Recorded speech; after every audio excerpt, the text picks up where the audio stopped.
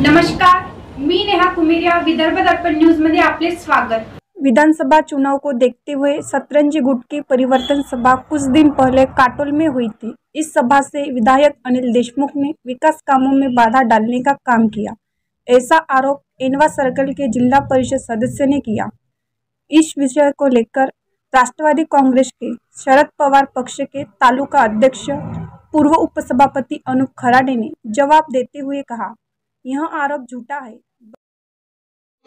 अनिल बाबूंनी स्वतःच मला बोलावलं, त्यामुळे तू तुझ्या सर्कलमध्ये जास्त पैसे येत आहेत, पैसे आणणं थांबव, कारण सलील आणि तुझ्या सर्कलमध्ये खूप तफावत होऊन राहिलेली आहे। जनसुविधामध्ये 5 कोटी या तालुक्यात आले असेल तर 3.5 कोटी रुपये येईल सर्कल, गवर्नर तीर्थक्षेत्रामध्ये 1 कोटी 10 लाख आले असेल तर 90 लक्ष रुपये येईल सर्कल। ही जी काही मग अपंगाला सायकल देतो, मुला मुलींना सायकल देतो, हा एक तर दिले ऑर्डर निघून राहिले होते। त्याच्यामुळे मला जो काही दम देण्यात आला आणि त्या दिवशी मी ठरवलं की मी घाबरणार नाही।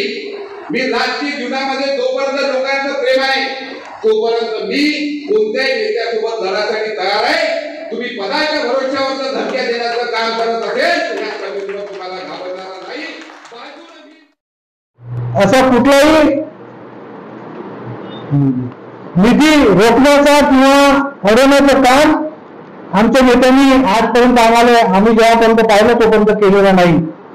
या गद्दार जिल्हा परिषद सदस्याने सभेत सांगितले की आमची लढाई ही प्रस्थापित नेत्यांच्या विरोधात आहे, आम्ही सर्व एक आहोत। या स्वार्थी संघटनेत पक्षातील घटक समाविष्ट आहेत।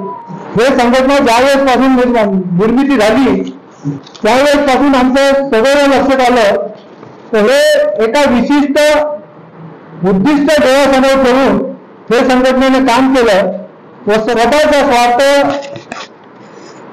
साध्य करण्यासाठी काँग्रेसमध्ये ते सहयोगी सदस्य म्हणून गेले आणि सहयोगी सदस्य तिथे राहिल्यानंतर परत मग ते आपला स्वार्थ तिथेही काही होत नाही म्हणून ते भाजपा सारख्या मोठ्या पक्षामध्ये गेले।